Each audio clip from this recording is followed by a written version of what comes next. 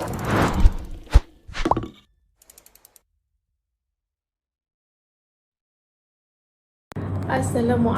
warahmatullahi wabarakatuh dan selamat petang. Okey, apa khabar anda semua hari ni? Harap semua berada dalam keadaan sihat dan walafiat. Okey, sebelum tu kamu nak tanya, dengar tak suara kamu? Kita buat sound check dulu sebelum kelas. Kalau dengar tekan 1 1 1. Okey. Okey, dengar sebab kat rumah kamu ni hujan. Okey. Sebelum tu, kamu perkenalkan diri kamu. Nama diberi dan Munirah binti Tan Abidin. Orang yang memperkenalkan dalam bisnes yang cukup fantastik ini adalah kedua bapa kamu, iaitu Zainab bin Ismail dan Puan Hajah Aisyah binti Adam. Dan dibimbing oleh hub kami Diamond di Sungai Petani, iaitu Tuan Haji Arifin dan almarhumah Puan Hajah Azizah. Okey. Hari ni kamu diberi tugas untuk berkenaan dengan suplemen untuk kulit sihat dan juga suplemen untuk kulit cantik. Okey, sebelum tu kamu nak bagi dua situasi. Situasi pertama, anda terfikir suplemen ni untuk kulit masalah ataupun suplemen ni diperlukan untuk semua jenis kulit. Okey, anda berada di situasi yang mana? Situasi pertama ataupun situasi kedua? Kamu bukan nak mengajar, tapi kamu cuma nak berkongsi daripada pengalaman menggunakan suplemen Nutrilite. Okey, hari ni kamu nak tanya, kalau kita tengok orang, macam dulu ada pepatah mengatakan, dari pandangan mata turun ke hati. Itu kalau kita pakai nikab, kita nampak muka dia. Tapi kalau kita tak pakai nikab, kita nampak muka dia, dia akan jadi macam mana? Dari pandangan muka turun ke hati. Dia kalau macam orang kebiasaan macam kita lah. Tapi kalau Nilofa dia pakai nikab, dia memang dah sah-sah lah orang kenal dia. Dia memang cantik. Contohnya macam kalau kita tak pakai nikab lah, kita orang kebanyakan je orang biasa. Kemudian kalau kita bercakap dengan orang, mesti orang akan tengok muka kita. Lepas tu kalau muka dia tu bersih, cantik, kita dalam hati kita mesti cakap, cantiknya dia, cantiknya kulit dia. Mesti terdetik juga kan kata-kata itu. Okey, seterusnya kau perkenalkan definisi kulit. Apa itu kulit? Kulit adalah organ terbesar pada tubuh manusia. Kulit juga berfungsi untuk melindungi organ dalam tubuh dan juga melindungi daripada persekitaran,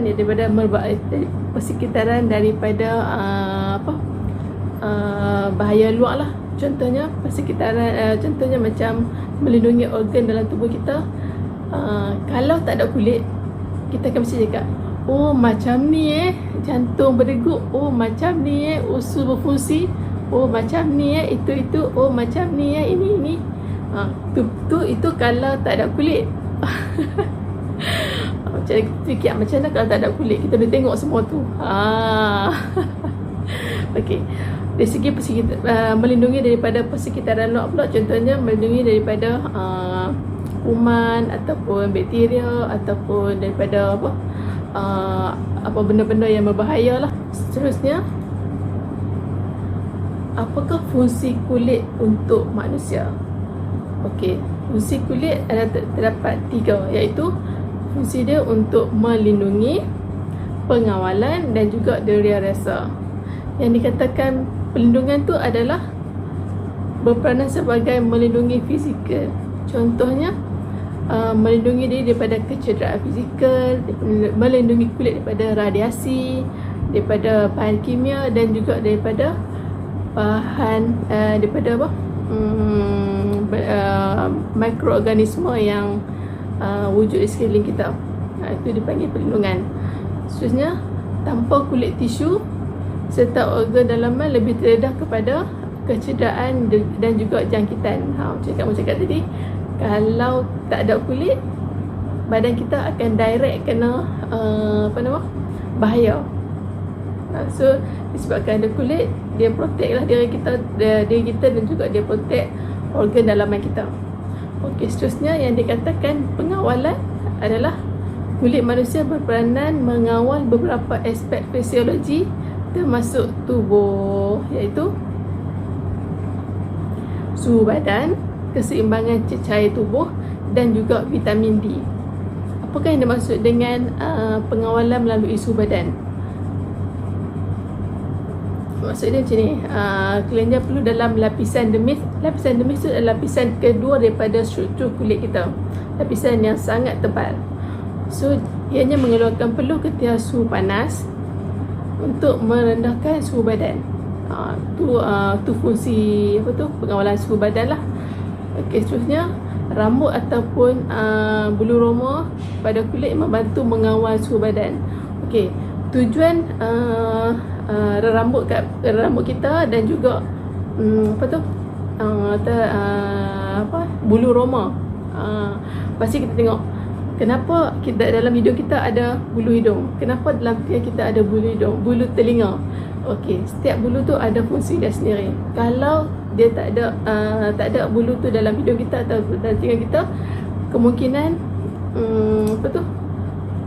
bahaya tu akan direct. Okey, bulu ni dia sebagai filter untuk hidung kita dan juga untuk telinga kita. Okey, peluh juga membantu mengekalkan keseimbangan cecair di dalam tubuh. Okey, cecair juga dibuang melalui air kencing, pernafasan dan juga melalui peluh. Okey, seterusnya tindak balas kulit dengan cahaya menghasilkan vitamin D melalui proses tertentu dalam tubuh kita. Okey, kita kata cahaya matahari tak baik untuk diri kita, tetapi tak semua cahaya matahari itu akan merosakkan badan kita. Dalam cahaya matahari itu ada satu vitamin yang dipanggil vitamin D. Vitamin D itu adalah 100% untuk kulit kita. Vitamin D itu waktu mana yang sesuai untuk kita dapatkan vitamin D itu? Okay, vitamin D sesuai didapati pada waktu pagi, iaitu waktu duha. Lebih kurang dalam pukul 8 ataupun 7 lebih ke 9 lebih. Itu waktu vitamin D lah. Sangat-sangat digalakkan untuk kita menikmati vitamin D yang free. Okey, seterusnya kekurangan vitamin D akan menyebabkan kulit kering dan juga kulit bersisik. Kemudian kulit manusia berbeza warna kulit jika seseorang berkulit gelap ataupun tinggi pigmen melalui pendedahan cahaya matahari yang agak lama kerana kulit mempunyai perlindungan UV yang tinggi. Macam ni. Untuk dapatkan vitamin D, dia berbeza ikut kulit kita. Contohnya kalau kulit yang gelap, untuk dapatkan vitamin D agak lama sebab melanin pada kawasan pada dasar kulit dia ni agak tinggi untuk dapatkan cahaya matahari. Berbeza pula untuk kulit yang warna cerah. Dia akan cepat untuk dapatkan vitamin D. Penyerapan daripada kulit yang putih ni untuk vitamin D akan jadi lebih cepatlah berbanding dengan kulit yang gelap. Okey, yang dikatakan vitamin D ni, kalau kulit kita gelap, okey, perasan tak kalau kita ada kawan-kawan kita yang berkulit gelap, perasan tak muka dia sangat cantik? Maksud cantik daripada kamu tu dia macam susah nak dapat jerawat. Kalau perasan tak, kalau kawan-kawan kita yang India, susah dia nak ada jerawat dan juga nak ada pigmen ke ataupun jeragat. Sangat-sangat susah sebab itulah penyerapan vitamin penyerapan cahaya matahari untuk kulit dia tu agak lambat. So tak bermaksud kulit yang gelap ni tak perlu memakai sunscreen untuk protect diri kita.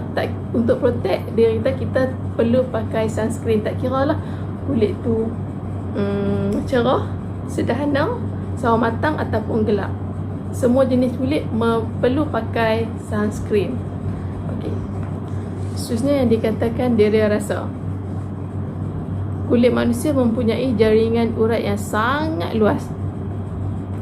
Kemudian tujuan dia untuk mengesan deria seperti panas, sejuk, melalui sentuhan ataupun melalui sakit. Kalau kita sentuh kulit kita,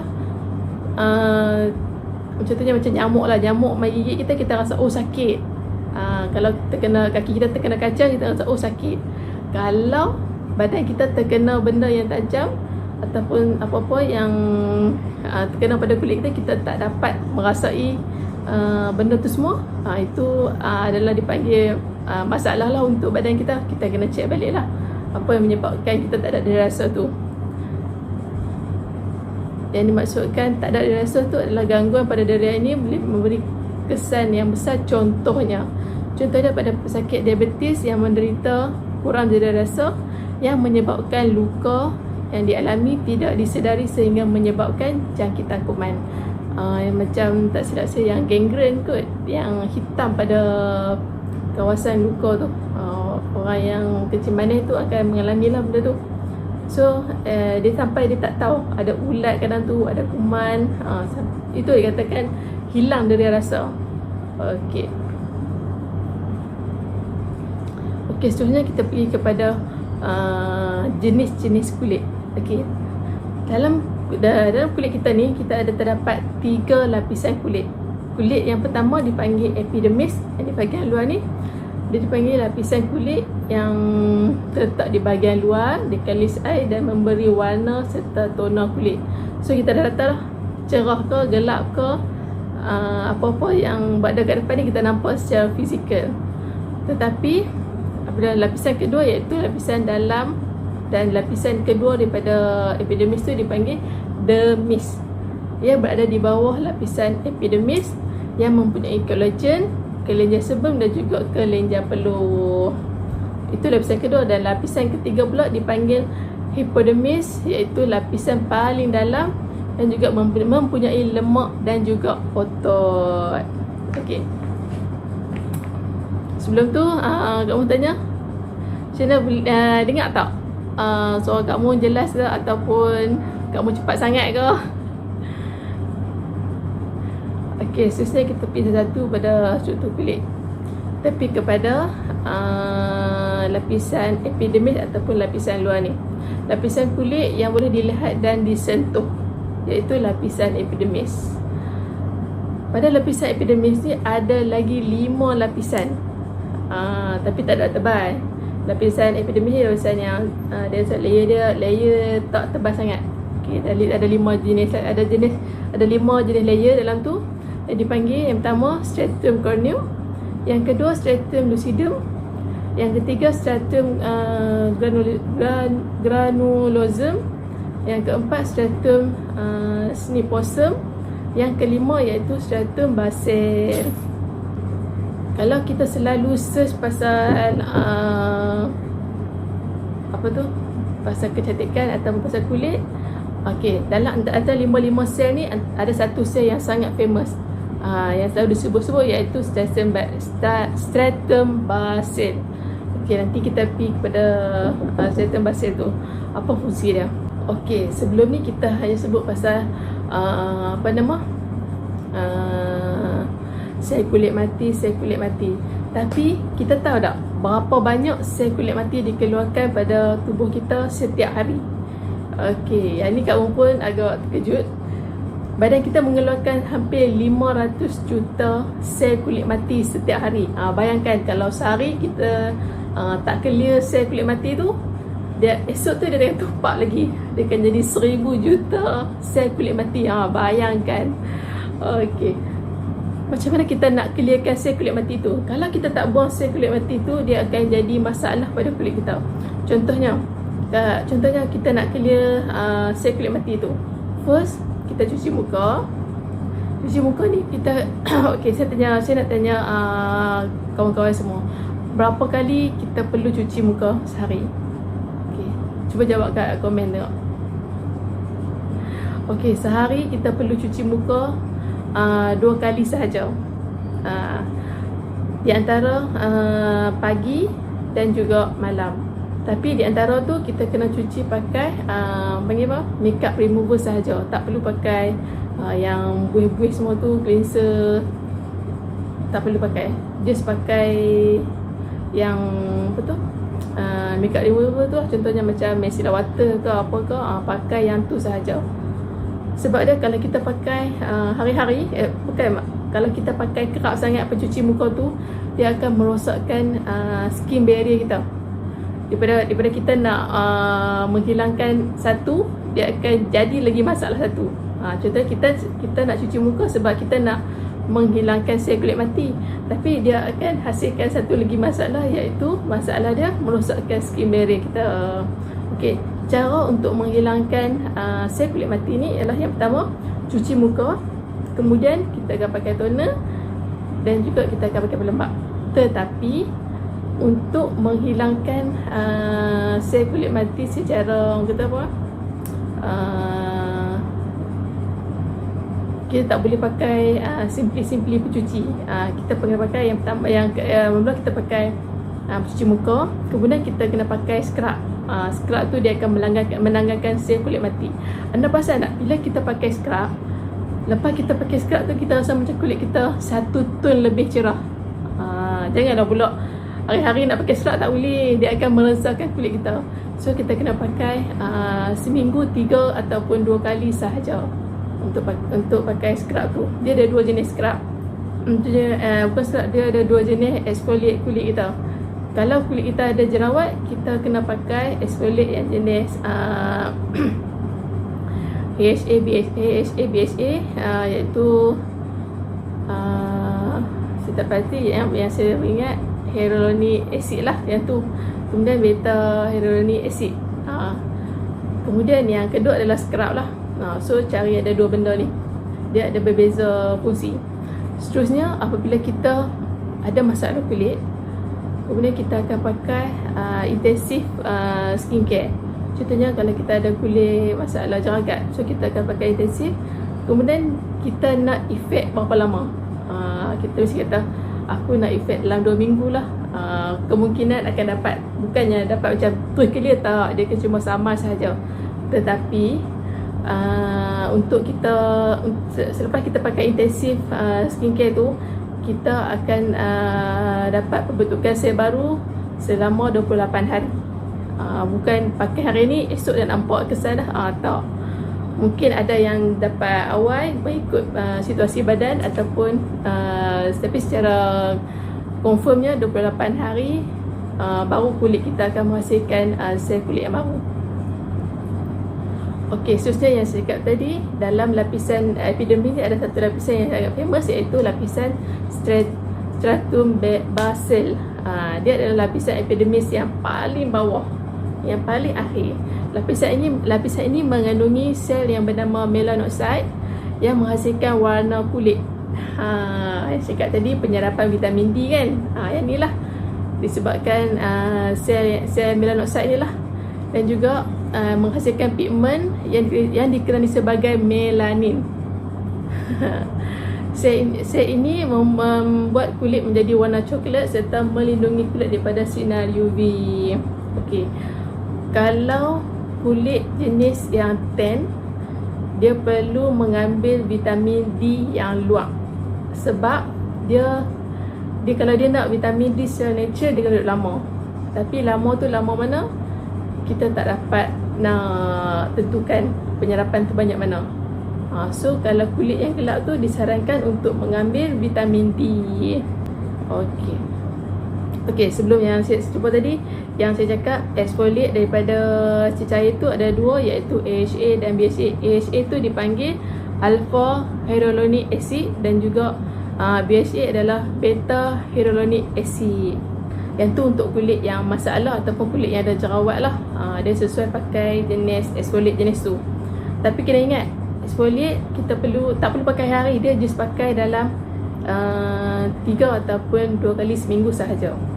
Okey, seterusnya kita pergi kepada lapisan dermis. Lapisan dermis adalah lapisan kedua dalam struktur kulit anatomi kita lah. Dia lapisan kulit yang sangat tebal, iaitu berfungsi melengkapi sel epidermis, sel yang atas kita lah, sel yang kita nampak ni, dan juga mempunyai struktur yang lebih kompleks. Sebab dalam ni dia ada kelenjar kapilari darah, dia ada kelenjar peluh dan juga kelenjar minyak. Yang paling best lapisan ni dia ada lapisan collagen. Bukan setakat saya je suka, saya yakin kawan-kawan juga sangat suka dengan lapisan ni. Okey.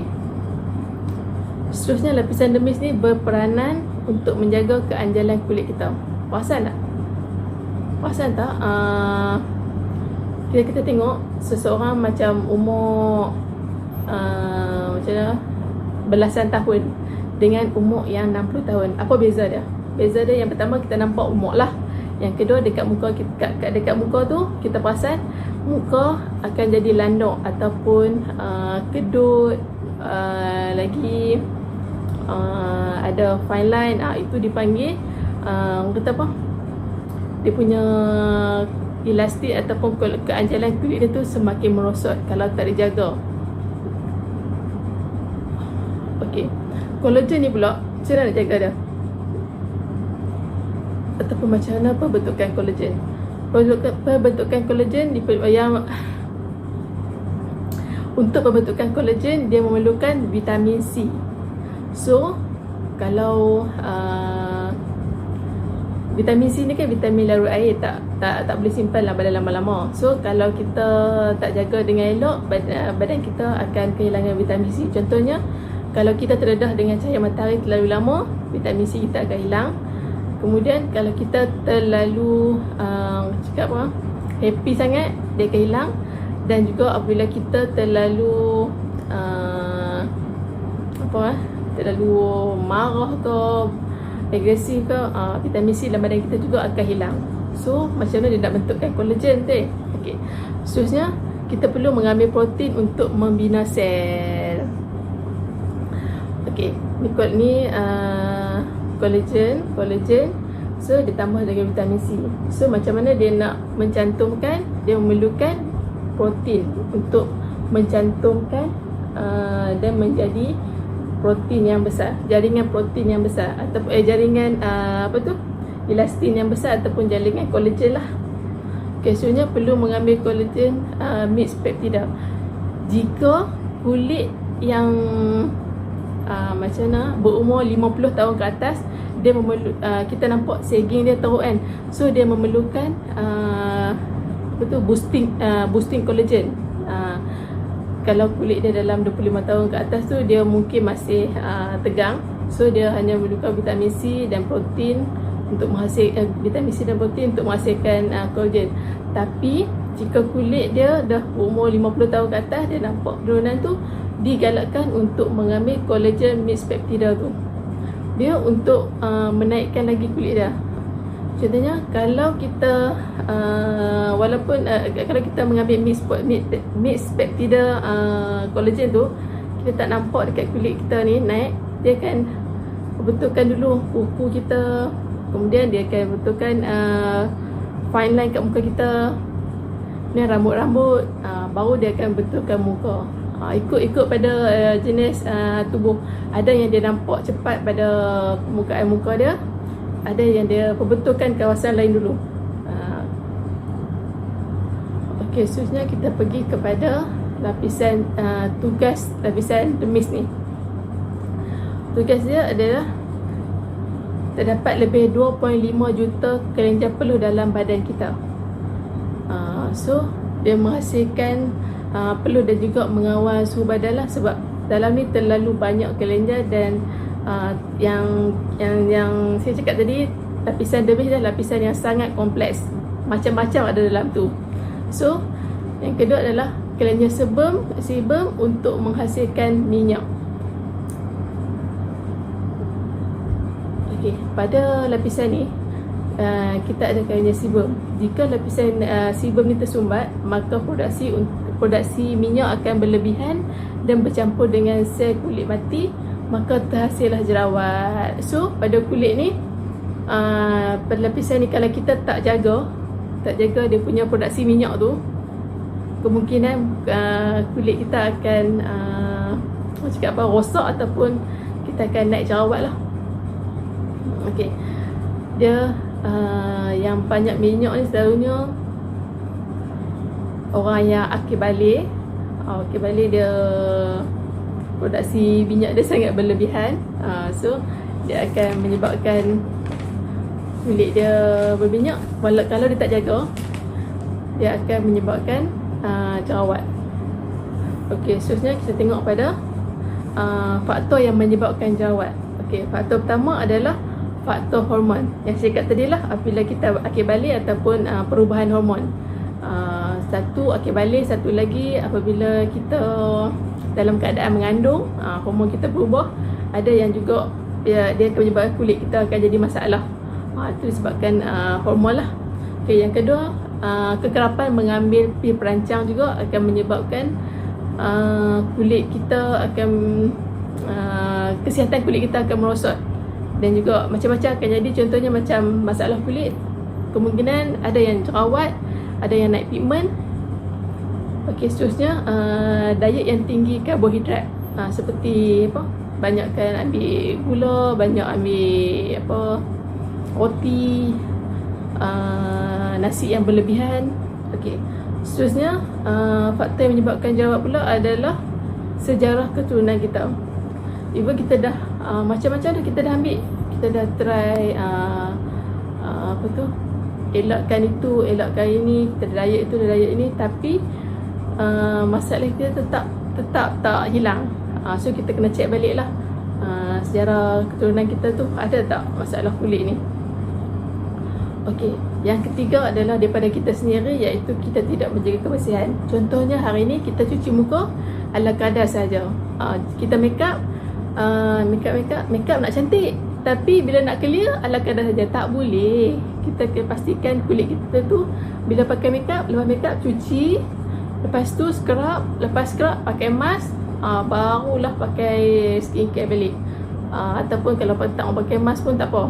Jadi lepas cuci tu pakai toner, pastikan dekat kapas yang kita pakai toner tu tak ada dah kesan make up tu. Itu baru dinamakan cuci. Baru dinamakan membersih. Sorry. Okey, seterusnya dikatakan diri rasa yang dihantar kepada otak untuk merasakan sakit, gatal, nyaman ataupun rasa macam lega.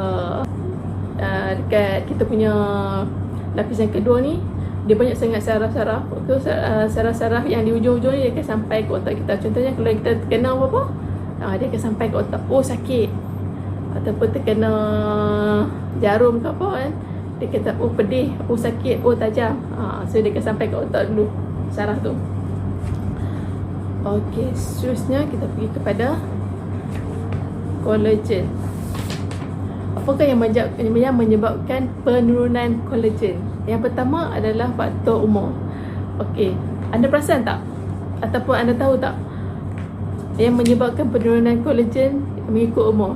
Pada umur 25 tahun, penurunan kolagen pada kulit kita terbanyak 1% setiap tahun. Kemudian pada umur 40 tahun pula, penurunan tahap kolagen dalam kulit kita sebanyak 25% setiap tahun. Banyak tu. Kalau kita tak jaga, 25 tahun tu dah start dah banyak. So kalau 25 tahun tu kita ambil remeh pasal penjagaan kulit, so kulit kita akan kemungkinan saging teruk lah kan pada usia 50 tu. Okey, seterusnya pada umur 60 tahun, penurunan tahap kolagen dalam kulit kita sebanyak 50% setiap tahun. Separuh pada tu. Bayangkan. Patutlah di usia yang mak-mak kita ataupun tok-tok kita, pada di usia mereka, keanjalan kulit mereka agak menurun. Kita nampak kedut-kedut, kita nampak saging kan. Okey, seterusnya diet gula yang tinggi yang menyebabkan kulit mudah kedut dan juga kendur. So berhati-hatilah dengan gula. Gula ni tak baik pun untuk kesihatan kita. Seterusnya pendedahan matahari yang berlebihan.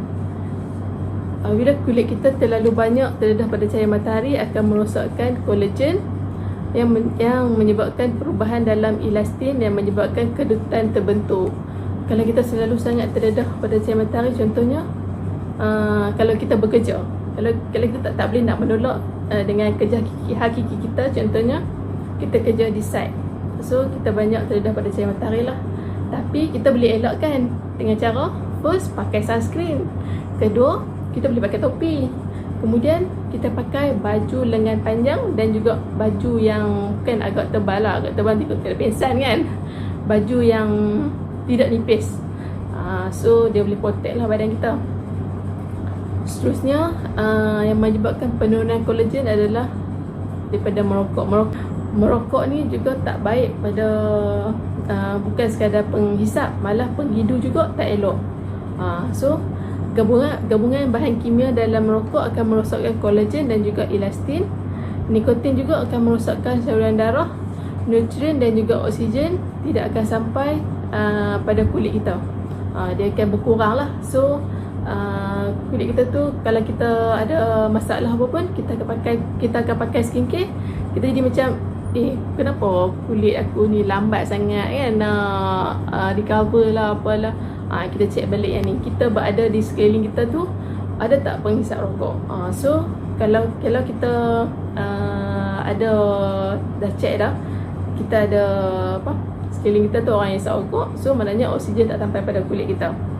Tetapi kalau kita pergi buat facial ataupun kita pergi spa, dia check kulit kita, kemudian dia akan tanya kita, puan, cik, nak tak buat apa nama oksigen skin. So dia panggil untuk apa tu, kulit kita tu bagi rongga-rongga terbuka. Dia kata nak tak? Sebab kalau kita tak buat yang tu, maknanya penyerapan pada kulit kita sampai mungkin tahap kedua ataupun tahap pertama saja. So kalau kita pakai skincare, dia tak masuk ke dalam. So sebab tu dia suggest kita nak tak buat rawatan oksigen. Tapi dalam artistry dia dipanggil boosting infusion. Yang tu dia akan menyerap pada lapisan kulit kita sebanyak 4 ataupun 5 lapisan. Dia akan menyerap deep ke dalam. So dia akan bagi oksigen lah pada kulit kita. So kalau kita pergi facial luar pun kita boleh buat, ataupun kita buat melalui boosting infusion dalam artistry. Okay, seterusnya kita pergi kepada apa itu UV. UV adalah UV ada dua, iaitu UVA dan juga UVB. UVA dia merosakkan lapisan kolagen dan meningkatkan risiko kanser kulit. Kalau kita tak pakai screen protection tu, maknanya UVA tu akan direct masuk ke dalam. That's why lah dia akan jadi apa, kulit kita rosak. Kalau kulit kita masih, kalau umur kita masih muda tapi kita tak protect kita punya kulit, so dia akan masuk ke dalam dan akan merosakkan kolagen kulit kita. So dia akan rosak awal lah, nampak tua lebih awal, nampak tu muda, nampak tua sebelum usia. Okey, seterusnya selain daripada kanser kulit dan juga kedutan awal, UVA juga telah dikaitkan dengan penurunan sistem imuniti. Selain daripada kolagen, kita punya kesihatan juga akan merosak disebabkan UVA ni. Okey, seterusnya kita pergi kepada UVB. Perasan tak kalau kita sekolah dulu, kalau orang yang aktif sukan tu, kulit dia macam mana? Kulit dia akan jadi burn. Sebab waktu sekolah tu kita kurang dengan pendedahan sunscreen. Tapi sekarang saya rasa macam budak-budak sekolah pun dah pakai skincare yang agak hebat lah. Cakap pakai tak sunscreen? Awak pakai sunscreen apa? Saya pun terkejut sebab masa saya tu saya tak pakai langsung sunscreen ke apa ke. Saya just pakai pencuci muka, lepas tu bedok saja. Okay, settle. Okey, apa yang dimaksudkan dengan UVB? UVB adalah yang selalu dikaitkan dengan burn. Kalau kita terdedah pada cahaya matahari yang dikatakan dalam pukul 11 pagi sehingga pukul 2 tu, dia akan menyebabkan kulit kita terbakar. Sama juga kalau kita pergi buat olahraga ke, sukan ke, masa-masa panas yang sangat terik tu, dia akan merosakkan kulit muka kita. That's why lah kita cakap kulit hang ada berapa lapisan, kulit aku ada 2 lapisan, kulit hang ada berapa lapisan, kulit aku ada 3 lapisan. Masa sekolah tu kita akan suka bandingkan, tapi kita tak tahu yang itu adalah bahaya. So kita cakap aku ada 2 lapisan, aku ada 3 lapisan. Siapa yang lapisan banyak tu dia menang lah.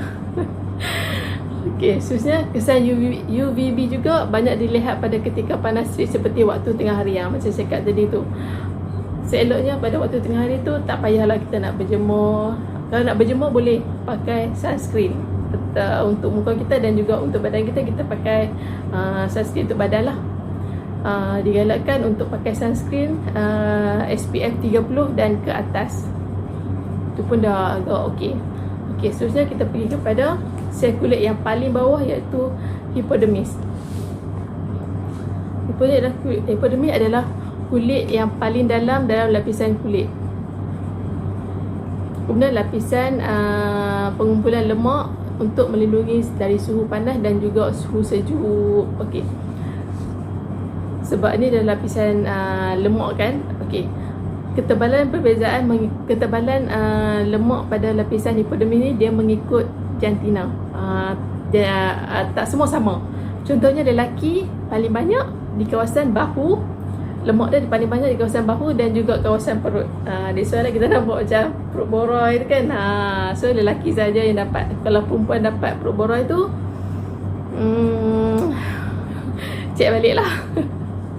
Okey, seterusnya kalau tu lelaki, ini perempuan pula, dia paling banyak iaitu di kawasan pinggul, paha dan juga kawasan punggung. Okey. Seterusnya kita pergi kepada ciri-ciri struktur kulit yang sihat. Okey, kulit yang sihat, kulit kita akan terasa lembut macam baby face. Itulah kulit yang sihat. Kemudian kulit kita akan nampak lembap. Contohnya bukan lembap je, bukan maksudnya ada ayak, sentiasa ada ayak, bukan. Kulit dia walaupun dia make up ke tak make up, kulit dia nampak look fresh. So maknanya kulit dia tu penuh dengan ayak, ataupun dia selalu jaga rutin harian dia, iaitu rutin meminum air masak. So yang tu agak bagus lah untuk menjaga kulit. Seterusnya kulit dia akan terasa sangat anjal. So dia tak akan turun. Dia akan rasa macam naik, firm. So nak tahu anjal tu macam mana? Bukan kat tuan-tuan tu, bukan. Bila senyum dia akan naik ni. Nampak tak? Gitu. Okey, bila akan naik ni dia, itu dikatakan kulit kita dah cukup anjal. Kalau kita tengok pada tuk-tuk kita, pasal nak kulit dia tu akan jadi lendok. So itu namakan kurang kolagen lah, ataupun kurang anjal.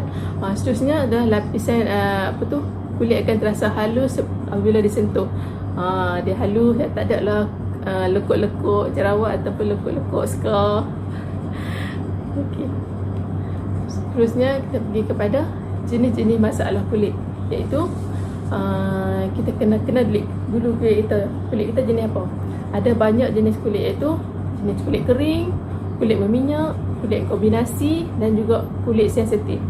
Ada juga masalah jenis kulit jerawat, jeragat, pigmen, blackhead, pori terbuka dan juga parut. Okey. Sekarang kamu nak tunjuk macam mana perbentukan jerawat. Okey. Ini adalah jerawat. Okey, sebelum jerawat tu jadi apa lagi? Dia jadi purging ataupun jerawat kecil ataupun panggil jerawat pasir lah. Okey. Sebelum tu dia akan jadi blackhead ataupun whitehead, dan sebelum whitehead dia akan jadi okey. Bila di bahagian ni kita kena jaga dah. Maknanya sebelum jadinya jerawat dia mula dengan sini. Di sini yang hijau ni adalah kelenjar minyak yang berlebihan. Yang apa tu? Bila kelenjar minyak berlebihan, dia akan menyebabkan por kita terbuka. So bila por terbuka, apa akan jadi? Sel kulit mati yang tak dicuci dengan bersih dia akan masuk. Kemudian bakteria, sebab por terbuka, semua bakteria dia akan masuk dalam ni. So dia akan bercampur dengan minyak, bercampur dengan bakteria, bercampur dengan sel kulit mati. Dia akan naik sikit. Dia akan naik jadi blackhead dan juga whitehead. Okey, masa bahagian ni lah yang saya cakap tadi, kita perlu menjaga kulit kita. Contohnya kita pakai pencuci muka, lepas cuci muka kita pakai scrub, lepas pakai scrub kita pakai mask. Tujuan nak pakai scrub tu untuk menghilangkan sel kulit mati. Tujuan kita pakai mask pula untuk menyedut kotoran keluar dan juga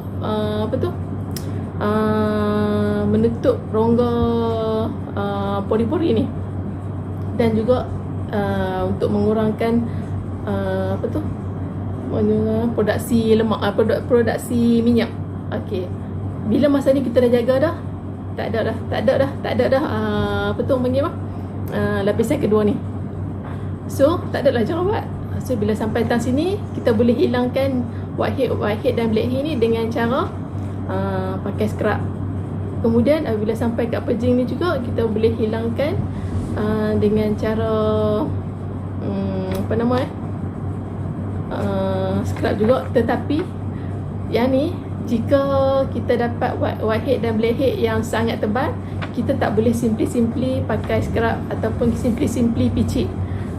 Bila sampai tang sini, bila kita picit, kulit kita akan meradang. So bila meradang, dia akan jadi masalah lain pula. Okey, seharusnya bila sampai dekat whitehead dan blackhead ni, kita pergi kepada beauty consultant ataupun spa lah. Dia akan buang. Saya tak menggalakkan untuk buang sendiri. Kalau kita belajar ataupun kita pandai buang sendiri, boleh. Tapi kalau kita tak tahu, tak disarankan untuk buang, sebab takut nanti jadi kulit berlubang ataupun jadi parut. So bila dah jadi kulit berlubang tu, susahlah untuk kita perbaik balik kan. So bila sampai tang sini, dia masalah tu agak jadi masalah sikit ataupun masalah pertama untuk menghilangkan jerawat kecil ni. Apabila kita tak jaga pada jerawat yang kecil ni, kita akan jadi jerawat yang bernanah. So bila sampai tang sini, apa yang kita kena buat, kita kena tambah lagi kita punya penjagaan kulit kita, iaitu kita kena ambil garlic, vitamin C, protein, lecithin. Itu untuk internal. Kalau external pula, kita kena ambil pencuci, kemudian yang kecut jerawat. So tang sini kita sangat banyak benda yang kita nak kena buat. So kalau tak nak jadi yang ni, kita kena selamatkan di peringkat yang pertama. Okey, faham tak yang ni? Kalau faham, tekan 222. Khususnya kita pergi pada cara mengatasi masalah kulit. Okey, sebelum tu kita kena guna pelembap jika kulit kita kering, ataupun kita kena kenal dulu masalah kulit kita. Masalah kulit kering ke, berminyak ke, apa ke, kita kena kenal dulu. Kalau kulit kering, kita kena cari pelembap yang jenis ke arah kulit kering. Sebab dia kita kena cari pelembap sebab untuk melembapkan kulit kita dan lock lapisan ayak pada kulit kita lah. Okey, seterusnya kurangkan terdedah pada cahaya matahari. Apabila kita terlalu terdedah pada cahaya matahari, dia akan banyak merosakkan kulit kita. Kemudian pula kita tak protect diri kita dengan sunscreen ataupun skin protection lah. Seeloknya kita pakai SPF 30 dan ke atas. Contohnya orang tanya kita, kalau tak pakai, tak duduk dekat cahaya matahari, tak apa tak pakai. Okey, itu soalan tu, kalau tak duduk pada cahaya matahari, tak terdedah pada cahaya matahari, perlu tak pakai? Dia macam ni, kalau kita duduk dalam gua tanpa cahaya, okey, boleh untuk skip sunscreen. Tapi kalau kita duduk rumah, kita pegang telefon tak? Kita tengok telefon tak? Kita tengok TV tak? Kita masak tak? Okey, semua tu dia mengeluarkan UV. Dia mengeluarkan haba. So secara tak langsung dia akan merosakkan kulit muka kita juga. Okey, bila kita pakai skin protection tu, secara tak langsung dia akan mengurangkan kedutan warna kulit yang tidak sekata dan juga risiko kanser kulit kita. So sekarang ni banyak yang menyarankan untuk pakai sunscreen. Seterusnya kita menggunakan krim perlindungan matahari. Saya cakap tadi, kena pakai sunscreen lah walaupun kita duduk kat rumah saja. Okey, seterusnya perlu mengambil produk anti penuaan. Contohnya yang ada pada vitamin adalah vitamin C, protein, lecithin, ataupun vitamin yang selalu disebut, atau saya ingat lagi masa sekolah rendah cikgu mengajar, okey, vitamin yang diperlukan untuk badan kita adalah, untuk kulit kita adalah vitamin, kena ingat vitamin A, D, E, K, ataupun lebih senang disebut AD. Tapi sekarang ni kita tambah sikit, vitamin B, vitamin D, protein, yang tu je, 7 jenis protein, 7 jenis vitamin kita kena ambil untuk jaga kulit kita. Vitamin D ni sebab apa? Sebab untuk kulit yang gelap tadi, ataupun kulit tan tadi. Okey, seterusnya kepada rawatan kulit. Apabila kita ada masalah kulit, kita perlu mengambil rawatan kulit lah. Jangan stop kat situ ke apa ke, ataupun janganlah ambil apa tu yang jalan mudah. Contohnya macam pakai hari ni esok lega, jangan. Pakai hari ni dia akan mengelupas, dia akan ni, jangan pakai set pengelupasan. Kalau kulit kita ada masalah, jangan sesekali kita pakai set yang ada set pengelupasan. Secara tak langsung dia akan merosakkan struktur kulit kita. Daripada 3 lapisan kulit kita akan jadi 2, lapisan dermis dan juga hipodermis saja. Lapisan epidermis kat yang pertama ni dia akan hilang. So pasal tak dulu, masa zaman-zaman sekolah dulu, dia akan pakai satu produk tu memang baby face, tapi bila kena cahaya matahari kulit dia jadi merah. Lama-lama dia akan jadi, bila kulit dia tak pakai sun protection, dia terdedah pada kulit cahaya matahari, dan dia akan jadi tompok pigmen kat sini sangat besar. Bila tompok pigmen kat sini, jawapan dia memang sangat-sangat perlu lebih pada lebih lagi rawatan. Okey, seterusnya adalah tidur yang mencukupi. Okey, kenapa kita perlu tidur 8 jam ataupun kena tidur yang mencukupi? Badan kita, sebab badan kita nak bekerja, contohnya nak baiki sel dan juga sebagainya. Masa siang tak apa, dia dah bekerja pada badan kita. Tapi pada waktu malam kita kena rehatkan badan kita, dan juga kita kena bagi ruang untuk pembentukan sel-sel pada kulit kita dah pada waktu malam tu. Okey, seterusnya pada waktu malam ni kenapa kita rasa mengantuk? Sebab hormon yang dikeluarkan adalah hormon melatonin. Pada waktu malam ni dia mengeluarkan hormon melatonin untuk kita rasa macam mengantuk. Tetapi okey, pada hormon melatonin ni dia ada antioksidan. Sebab tu kita kalau nak beauty skin, kita kena tidur awal, kita kena jaga tidur kita. Kemudian hormon ini akan terhenti apabila tubuh mendapat cahaya. Contohnya pasal Nabi pesan kalau kita nak tidur kena tutup lampu. Sebab ni lah, sebab badan kita nak bekerja pada waktu tu, tiba-tiba ada cahaya macam siang hari. Tak boleh lah, badan kita nak perlukan rehat dan nak dalam keadaan yang hormon tu bekerja. So hormon tu nak dalam keadaan gelap, tak mau cahaya. So kita kena ikut lah. Kalau kita tak ikut, so kita tak dapat lah beauty skin pada waktu malam tu. Okey, seterusnya adalah hormon androgen yang akan keluar minyak secara berlebihan di wajah. Okey, macam mana hormon androgen ni bekerja? Pada waktu malam, kalau kita tak pakai skincare, kita pakai pelembab, kita tak pakai apa, perasan tak? Bangkit pagi esok, kulit kita akan jadi sangat berminyak. So disebabkan hormon androgen lah, hormon androgen yang berlebihan. Kalau hormon androgen keluar, kita dah pakai skincare yang lengkap pada muka kita, dia akan balancekan balik. Ni kalau kita tak ada protect apa kat muka kita, dia keluar secara berlebihan lah. Sebab tak ada apa-apa yang dia nak blend kat muka kita, so dia keluar direct. Okey, seterusnya adalah diet yang sihat. Okey, bila kulit kita ada masalah, kita kena back to basic lah dengan makanan kita, dengan cara makan steam, bakar, dan juga Steam dan bakar sajalah pemakanan kita. Jangan ambil daripada makanan yang bergoreng, makanan yang tinggi lemak, daripada makanan tenusu, makanan yang bergula, dan juga makanan yang tinggi karbo. Elakkan kalau kita ada masalah kulit. Seloknya elak terus, ataupun kita slow elak.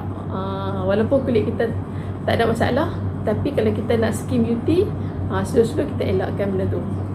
Kemudian kalau kita nak juga skin beauty yang kekal lama, kita kena ambil minuman yang sihat, ataupun banyakkan minum air masak. Tapi orang cakap banyakkan minum air, tak semestinya semua air yang kita kena minum. Kita kena fokus kepada air masak sahaja. Untuk bagi kulit kita lembapan, kita kena minum air masak ataupun air mineral. Khususnya jauhi rokok. Rokok ni macam mana pun dia takkan takkan membuatkan kulit kita jadi elok lah, jadi sihat. Tak. Walaupun perokok ataupun penghidu asap rokok, sama aja dia punya keburukan dia. Okey, seterusnya kita bagi kepada jenis masalah kulit. Okey, macam yang saya cakap tadi, jenis vitamin untuk kulit adalah vitamin A, D, E, K, dan ditambah dengan vitamin C, B, garlic, collagen dan juga protein. Okey, kita pergi pada satu-satu. Okey, kita pergi kepada Lestin E. Lestin E adalah dia mengekalkan kelembapan kulit untuk memberikan kulit yang lebih berseri dan juga menghilangkan kedutan, untuk menampakkan kulit kita lebih muda dan melambatkan penuaan, dan juga sebagai antioksida dan mengurangkan risiko parut yang besar. Apabila macam kita ada parut sikit tu, kita ambil Lestin E dan juga protein, secara tak langsung parut tu akan lama-lama dia akan hilang. Seterusnya dia akan menyelesaikan masalah kelesuan. So kelesuan ni sebabkan tidur tak cukup lah. Seterusnya apa yang ada pada vitamin Lestin E, kacang kedelai yang merupakan sumber Lestin E yang paling baik, dicampur dengan minyak sayuran dan lecithin daripada minyak kacang soya yang diperasakan dengan madu, karot dan juga maple walnut. Sedap tu yang ni, anak saya pun makan yang ni. Okey, vitamin E ni juga dia membantu menurunkan lemak ataupun kolesterol dalam badan kita, selain daripada menghasilkan kulit yang cantik. Okey, seterusnya kita pergi kepada vitamin C. Vitamin C ni adalah vitamin larut air. Okey, tugas dia menyegarkan dan menyerikan wajah, meningkatkan sistem imun, menghasilkan kolagen yang lebih baik ataupun lebih banyak, menyeimbangkan pertumbuhan melanin. Macam kulit yang tadi gelap tadi tu kan, dia tak adalah gelap sangat kalau kita makan ni. Kalau kita terlalu ambil vitamin C, dia tak adalah putih sangat, dia balance benda tu. Kemudian dia menyembuhkan luka dan melambatkan proses penuaan, dan juga vitamin C adalah vitamin antioksida. Okey, seterusnya kita pergi kepada garlic with licorice.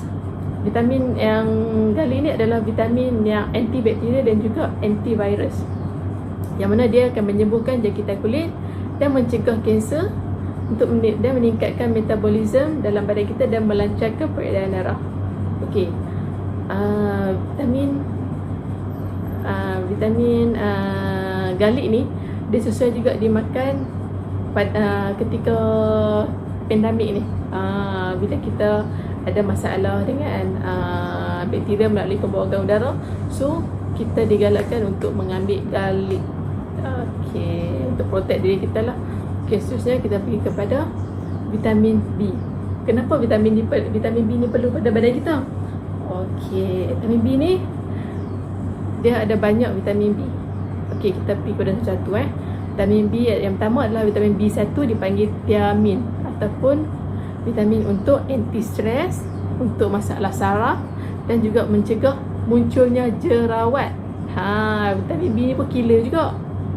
Okey, vitamin B1 terdapat pada biji-bijian, sirih, kacang pis, biji bunga matahari ataupun kuaci, kerang dan juga daging merah. Okey, seterusnya kita pergi kepada vitamin B2 ataupun vitamin dikenali sebagai riboflavin. Dia memelihara kolagen di dalam tubuh kita. Selain daripada vitamin C, protein, vitamin B2 ni juga perlu untuk pembentukan, perlu juga memelihara kolagen dalam badan kita ni.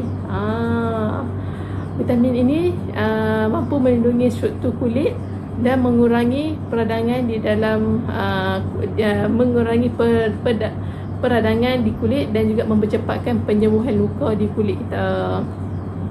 Okey, sebenarnya kita pergi pada vitamin B3 iaitu niacin. Kalau kita selalu search macam mana untuk menghilangkan parut, macam mana untuk menghilangkan pigmen, macam mana untuk mengurangkan macam mana pasal masalah kulit, kita akan nampak pasal gunalah produk niacin, gunalah produk yang ada kandungan niacin ataupun niacinamide dalam. Niacinamide ni B3 dia banyak guna pada skincare. Okey, dia merawat masalah kulit seperti gatal, jerawat, keradangan, kulit yang kering dan juga hyperpigmentasi. Sebab tu dia banyak berhubung pada barang skincare. Okey, dia bersifat anti-aging ataupun anti penuaan yang mengatasi gara-gara halus dan juga kerutan di wajah. Okey. Dari mana kita dapat vitamin B3 ni? Daripada soya, bayam, potato, avocado, pisang dan juga daging. Khususnya vitamin B5 ataupun asid, dipanggil asid pentatonik. Okey, vitamin ni dia menjaga kelembapan dengan cara meningkatkan keanjalan kulit. Selain protein dan juga vitamin C, vitamin B ni juga perlu untuk badan kita, untuk kecantikan badan kita, kita perlu juga vitamin B. Okey. Dia mencegah untuk munculnya jerawat dan juga mengurangi tanda-tanda penuaan. Seterusnya kita pergi kepada vitamin B6 ataupun dipanggil pyroxine. Okey, vitamin ni dia untuk hormon serotonin iaitu hormon bahagia. Okey, sebab itulah arwah almarhumah Sifu ataupun almarhumah Mama Zah disebut vitamin B ni untuk vitamin orang gila. Vitamin B ni untuk vitamin orang yang tak happy. Kalau kita makan vitamin B ni, kita jadi happy. Susah-susah lah kita nak marah. Okey, seterusnya hormon melatonin iaitu tidur lebih nyenyak. Kemudian dia akan menggunakan satu lagi hormon iaitu hormon norepinephrine iaitu mengurangkan stres. Okey, ketika stres dan juga kurang tidur, keradangan di dalam tubuh menjadi meningkat. So pertumbuhan sel yang sihat makin berkurangan, mengakibatkan kulit berjerawat dan muncul tanda-tanda penuaan. Setuju tak cakap? Kalau kita kurang tidur ataupun tak jaga tidur kita, masalah kulit akan kulit muka kita akan jadi masalah. Contohnya macam lesu, lepas tu berminyak, lepas tu ada wrinkle, ada lebam-lebam kat sini, sembab, ada jerawat, macam-macam lah. So kita kena ambil vitamin B6. Okey, seterusnya vitamin B7 dikenali sebagai biotin, sama dengan vitamin B12 ataupun disebut cobalamin. Oh my English. Okey, vitamin ni untuk membuat kulit, rambut hingga kuku menjadi lebih sihat. Okey, kekurangan vitamin B7 akan menyebabkan rambut dan juga kuku, kulit kering dan juga bersisik. So vitamin B ni perlu tak untuk badan kita? Vitamin B ni perlu tak untuk orang yang tak ada masalah, ataupun vitamin B ni perlu untuk orang yang ada masalah sahaja? Okey. So kita pilih yang mana? Untuk masalah ataupun untuk protect diri kita? Okey, seterusnya kita pergi kepada protein. Protein adalah komponen struktur utama dalam pembentukan sel. Contohnya untuk pembentukan sel kulit, sel rambut, sel kuku dan juga tulang. Semua tu memerlukan protein. Seterusnya, protein merangsang regenerasi kulit dan juga otot. Maksudnya dia merangsang pembentukan kulit dan juga otot badan kita tu. Kemudian dia perlu juga protein ni untuk kulit yang cantik dan juga anjal. Dia mengurangkan kedutan, mempercepatkan pergantian tisu baru yang menyembuhkan luka seperti pembedahan dan juga kemalangan. Betul ya. Kalau kita ada masalah panggil apa, parut jerawat ataupun apa-apa parut je yang baru, kalau kita selalu konsum protein, vitamin C dan juga lecithin E, kita akan dapat kulit kita yang asal. Kemudian protein juga menyokong pembinaan otot dan juga memberi sokongan kepada sistem imunisasi dan juga mencegah keletihan dan juga kelesuan. Okey, seterusnya kita pergi pada mixed collagen. Mixed collagen ni dia menyokong penjenaan semula sel kulit. Contohnya macam dia sesuai untuk kulit yang 40 tahun ke bawah lah. Sebab time tu nutrisi dalam badan kita mungkin berkurang. So dengan kita ambil mixed collagen ni, dia sebagai boosting untuk kulit kita. Dia memperbaiki keanjalan dan juga penghidatan kulit, mengkurangkan kerosakan kulit dan juga menggalakkan sintesis kolagen kulit dan juga asid hyaluronic ataupun dipanggil HA. HA ni adalah lembapan daripada kulit kita tu. Dia tak mau bagi hilang, dia akan lock lembapan pada kulit kita. Apabila dia lock lembapan pada kulit kita, dia akan menjadikan kulit kita dia lembap dan juga sendi-sendi kita tu dia tak kering dah. Sendi-sendi kita tu dapat dilincirkan macam ni. Okey, seterusnya jika kita sudah mengambil suplemen seperti di atas, tetapi masalah pada kulit kita tak dapat diselesaikan juga, so kita boleh cek melalui sistem usus kita, sistem pencernaan pada badan kita. Contohnya kita boleh ambil prebiotik untuk tengok usus kita lah. Kadang tu 2 hari sekali baru kita membuang, tu dah memang tak elok lah. So kita kena buang minimum 2 kali sehari. Ataupun kita kena tengok pada hati kita.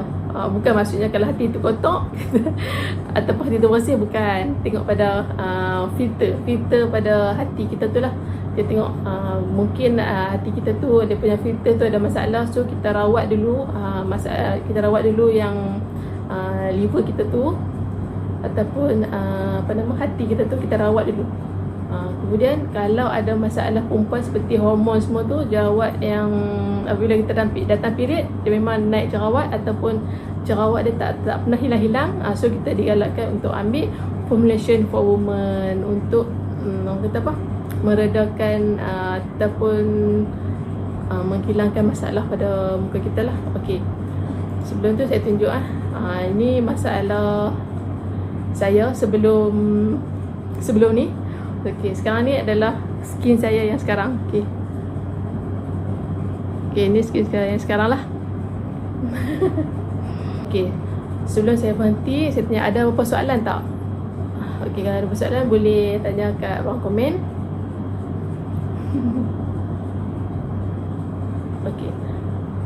Okey, seterusnya kita berhenti dulu ataupun kita tangguh dulu kelas kita pada malam ini, dan kita berjumpa lagi pada minggu hadapan dengan kelas ataupun topik yang sangat-sangat menarik.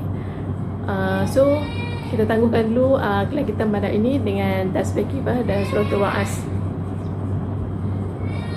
Okey, kita jumpa lagi minggu depan. Bye bye.